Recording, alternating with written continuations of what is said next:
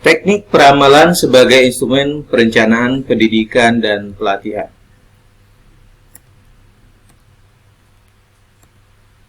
Kalau kita melihat bahwa perencanaan itu sangat penting bagi sebuah organisasi. Karena perencanaan itu menggambarkan apa yang akan dicapai dalam rangka mencapai tujuan organisasi. Ketika kita membuat perencanaan, maka sebenarnya gambaran yang ingin didapatkan dari sebuah perencanaan dalam rangka mencapai tujuan tadi. Sehingga tujuan itu dapat digambarkan dengan tahapan-tahapan, langkah-langkah yang dicapai dengan serangkaian kegiatan yang akan dilakukan termasuk dalam menyiapkan sumber daya manusia dalam mencapai tujuan organisasi. Ada beberapa alasan pentingnya perencanaan pendidikan dan latihan.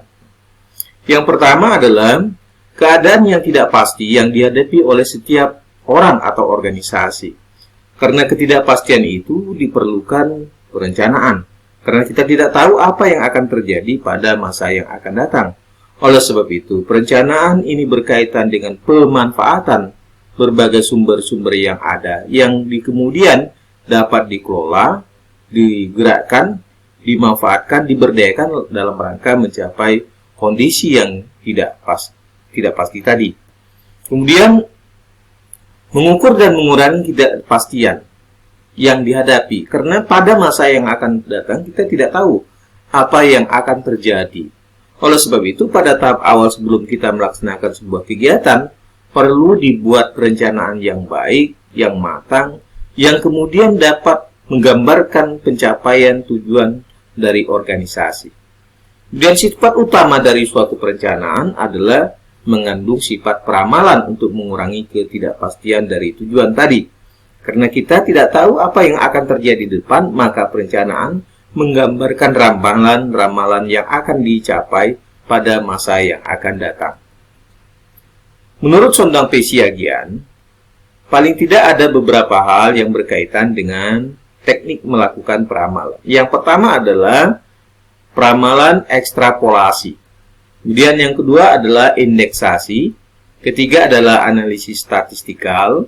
Keempat adalah analisis anggaran. Kelima adalah analisis kegiatan baru. Dan keenam adalah penciptaan model dengan bantuan komputer. Ekstrapolasi yaitu menggunakan pengalaman masa yang lalu. Jadi suatu teknik dalam meramal dengan memproyeksikan kecenderungan-kecenderungan yang terjadi pada masa lalu yang akan digambarkan terjadi juga pada masa depan. Meskipun memang dalam keadaan masa depan tentu akan berbeda dengan masa yang akan datang. Kondisi yang berbeda itu mungkin saja disebabkan oleh suasana atau lingkungan yang berbeda. Kemudian pelatihan dan pendidikan yang sudah dilakukan oleh suatu organisasi di masa lalu dapat dijadikan sebagai gambaran dan sekaligus evaluasi untuk dapat dilakukan perbaikan dalam kegiatan pendidikan dan latihan di masa depan.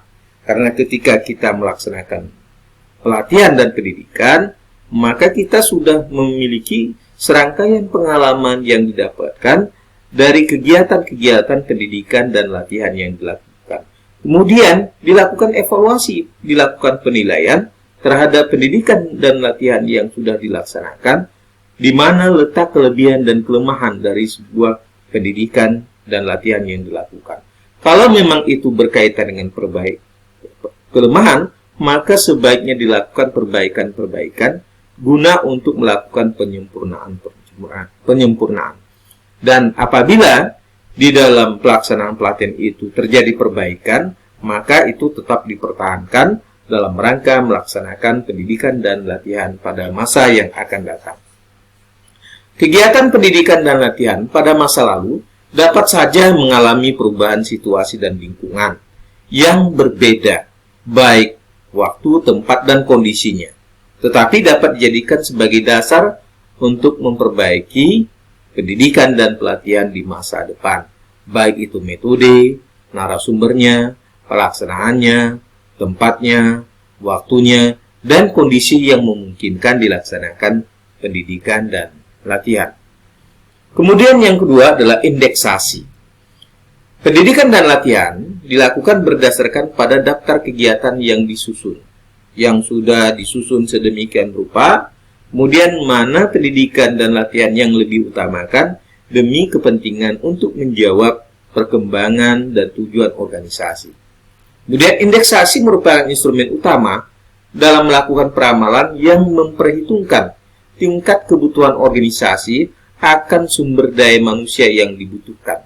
Karena memang setiap waktu organisasi akan mengalami suasana perubahan disebabkan karena memang organisasi menghadapi baik yang berada dalam lingkungan organisasi maupun yang berada di luar organisasi tadi.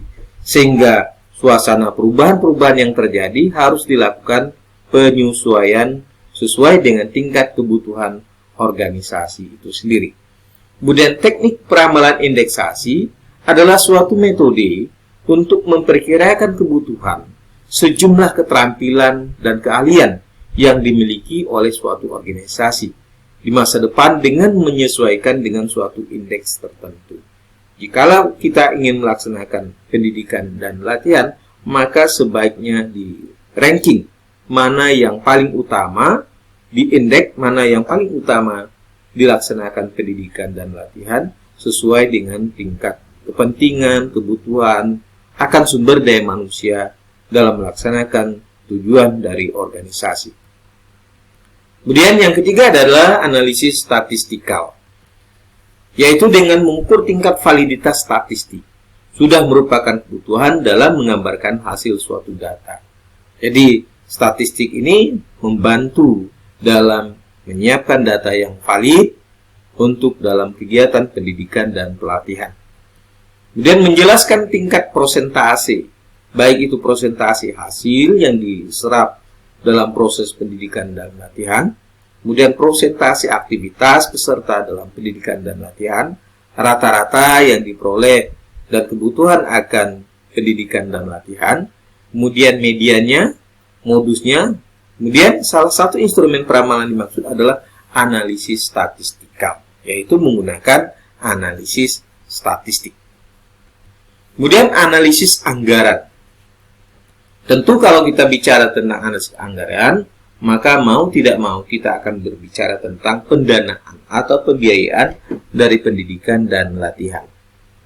Manajerial dalam semua jenis organisasi adalah keharusan bagi para pimpinan berbagai satuan kerja untuk menyusun rancangan anggaran belanja bagi satuan kerja.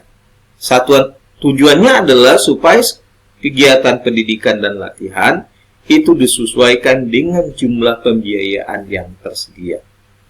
Karena itu, setiap pendidikan dan pelatihan yang akan dilaksanakan akan ditampung dalam anggaran apakah tahun depan atau tahun berikut dan berikutnya. Kemudian, rancangan anggaran belanja demikian berlaku untuk 1 tahun anggaran, atau 1 tahun takwim. Tetapi dapat pula berbeda tergantung pada kebiasaan yang berlaku dalam organisasi. Jadi setiap organisasi memiliki cara, metode dalam menyusun anggaran atau rancangan anggaran kegiatan dalam pelaksanaan pendidikan dan latihan sesuai dengan tingkat kepentingan, tingkat urgensinya, dan tingkat dalam upaya meningkatkan kualitas sumber daya manusia untuk mencapai kualitas tujuan organisasi tadi. Kemudian rencana alokasi anggaran tersebut tentu tidak hanya pada orientasi pada pendidikan dan latihan, tetapi juga didukung oleh berbagai teknik meramal seperti pendekatan atau menggunakan ekstrapolasi, indeksasi, dan lain-lain yang diharapkan jumlah dan kualifikasi tenaga yang tersedia dapat tersedia dengan baik, baik itu kualitas maupun sisi kuantitas. Kemudian analisis kegiatan baru, yaitu perencana memperhitungkan kebutuhan akan sumber daya manusia dengan memperhitungkan perkiraan organisasi yang bersangkutan dengan situasi yang dihadapi oleh perusahaan-perusahaan lain yang sudah berpengalaman dalam menyelenggarakan kegiatan sejenis. Bisa saja dalam pendidikan dan pelatihan dilakukan oleh organisasi itu sendiri, karena memang organisasi itu sendiri yang tahu persoalan berkaitan dengan sumber daya manusia yang ada di dalam organisasi itu sendiri. Akan tetapi tidak hanya itu, kita dapat juga atau organisasi itu dapat menggunakan organisasi yang lain, organisasi pendidikan dan pelatihan yang profesional, yang dapat meningkatkan kualitas sumber daya manusia tadi. Oleh sebab itu, ini bisa dilakukan secara bersamaan atau bisa memilih salah satu atau mengkombinasikan di antara apakah ini narasumbernya bisa dari dalam maupun bisa dari luar. Karena memang apabila kegiatan pendidikan dan latihan itu dilatih oleh orang dari dalam, kemungkinan besar tingkat antusias atau partisipasi peserta ya tidak begitu antusias. Sementara apabila dari luar, maka ada nuansa baru dalam pendidikan dan latihan, terutama mungkin ada sesuatu yang baru, hasil pengembangan ilmu pengetahuan yang dapat disampaikan oleh narasumber atau tenaga atau organisasi yang menyelenggarakan pendidikan dan latihan itu sendiri. Karena memang mereka sudah profesional dalam melaksanakan berbagai program pendidikan dan latihan tentunya. Kemudian penciptaan model dengan bantuan komputer. Saat sekarang ini, komputer bukan merupakan sesuatu yang asing, tapi merupakan kebutuhan bagi orang-orang yang bekerja, orang-orang yang belajar, dan orang-orang yang berkomunikasi dengan yang lain. Karena komputer ini tidak hanya digunakan dalam mengetik-mengetik, tetapi juga dapat digunakan sebagai media komunikasi, media untuk mengembangkan ilmu pengetahuan, kemudian media untuk kegiatan belajar mengajar. Kemudian model-model yang diciptakan biasanya berupa serangkaian rumus matematikal yang secara simultan menggunakan berbagai teknik ramalan untuk memperhitungkan kebutuhan ketenagakerjaan di masa depan. Karena memang pada masa yang akan datang itu penuh dengan perubahan-perubahan. Semakin hari semakin banyak sumber daya manusia yang berkualitas, dan setiap orang yang direkrut dalam sebuah organisasi akan dipilih di antara sekian banyak orang yang berkualitas ini untuk direkrut menjadi karyawan anggota organisasi yang bersangkutan apabila organisasi itu bersifat profit tadi. Jika terjadi perubahan penawaran dan atau permintaan ketenagakerjaan, perubahan tersebut dengan segera dapat dimasukkan ke dalam komputer untuk menyempurnakan rumus meramal sehingga aktualitasnya lebih terjamin dalam mengukur kevalidan, keakuratan dari sumber daya manusia yang diperlukan dalam sebuah organisasi tadi. Di sini ada kuis atau pertanyaan untuk Anda.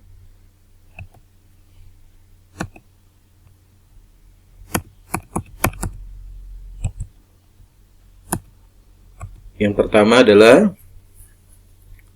mengapa diperlukan ramalan dalam melakukan pendidikan dan latihan? Yang nomor 2, sebutkan 5 jenis ramalan dalam pendidikan dan latihan. Dan yang ketiga, apa yang menjadi kelemahan dalam perencanaan ekstrapolasi?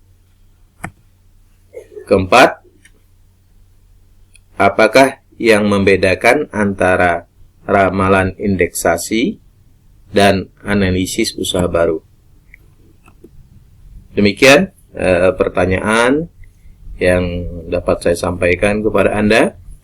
Mudah-mudahan pertanyaan ini dapat Anda jawab dan Anda kerjakan dan Anda kirimkan kepada saya melalui email sebagaimana yang tertera.